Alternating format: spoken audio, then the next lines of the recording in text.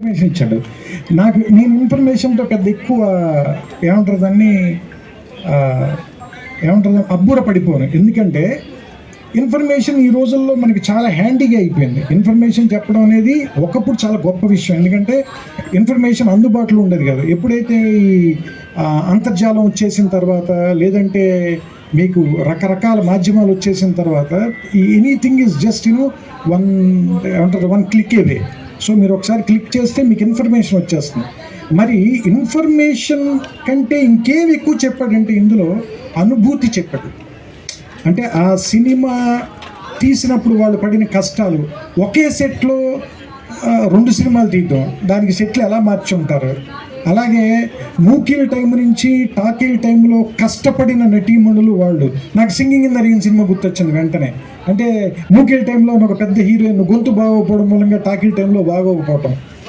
So ఇలాంటి అంటే మనలో ఉన్నటువంటి ఒక ఆ నోస్టాలజిక్ ఏరియాలోకి వెళ్ళి దాన్ని ట్యాప్ చేయగలిగేలా ఒక పరిశోధనాత్మక గ్రంథం రాయటం అంటే చాలా కష్టం. ఎందుకంటే ఆరుద్ర రాసిన సమగ్రాంధ్ర సాహిత్యానికి ఎక్కువ విలువ రావడానికి కారణం ఏంటంటే, ఒక కవి పండితుడైతే ఉండే అడ్వాంటేజ్ని ఆయన వాడుకున్నాడు.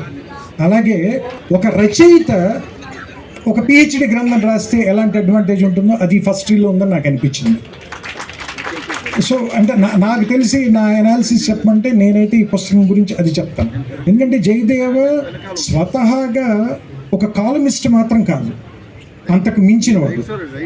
అంటే ఖచ్చితంగా ఒక రచయితకు ఉండాల్సిన అన్ని లక్షణాలు ఉన్నవాడు.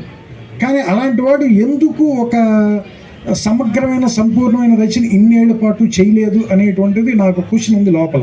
ఎందుకంటే అతను ఏదైనా ఒక విషయాన్ని అతను ఆవిష్కరించే విధానం కానీ, లేదంటే అతను మాట్లాడే విధానం కానీ చాలా ఆథెంటిక్గా, ఇందాక హరికృష్ణ గారు చెప్పినట్టు చాలా ఆథెంటిక్గా చెప్పగలడు ఒక విషయాన్ని. అలాంటి వాడు, ఇంత ఆథెంటిక్గా చెప్పగలిగిన వాడు, ఇంత ధార ఉన్నవాడు ఎందుకు పుస్తకం రాయట్లేదు?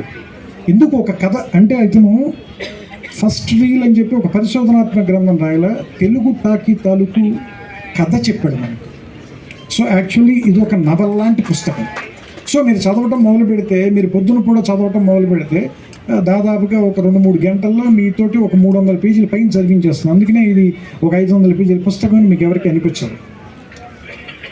సో చాలా స్వాభావికంగా అతనిలో ఉన్నటువంటి రచయిత తాలూకు లక్షణాలు బేసిక్గా వాళ్ళ ఫాదర్ టైం నుంచి, రెంటాల గోపాలకృష్ణ గారి టైం నుంచి ఉన్నవన్నీ, అలాగే వాళ్ళ అక్కగారు రచయిత్రి. సో ఆవిడ రాసిన పుస్తకం కూడా చదివాను నేను. ఆవిడ కూడా ఒక పుస్తకం ఇచ్చారు. వీళ్ళందరూ రాశారు, కానీ ఇతను ఎందుకు రాయట్లేదు అనేటువంటి క్వశ్చన్ నేను అడగలేదు. ఎందుకంటే నేను ఎప్పుడు ఎవరిని ఎందుకు రాయట్లేదు అని అడగను. ఎందుకంటే నన్ను కూడా వాళ్ళు ఎదురు అడుగుతారు.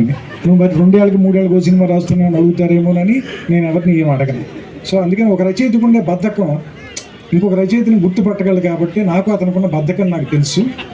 సో అయితే బద్ధకం కంటే కూడా ఏంటంటే భయం. మనం చెప్పే విషయం ఖచ్చితంగా బాగా చెప్పి తీరాలి, అందులో తప్పులు ఉండకూడదు అనేటువంటి భయం ఎక్కువ.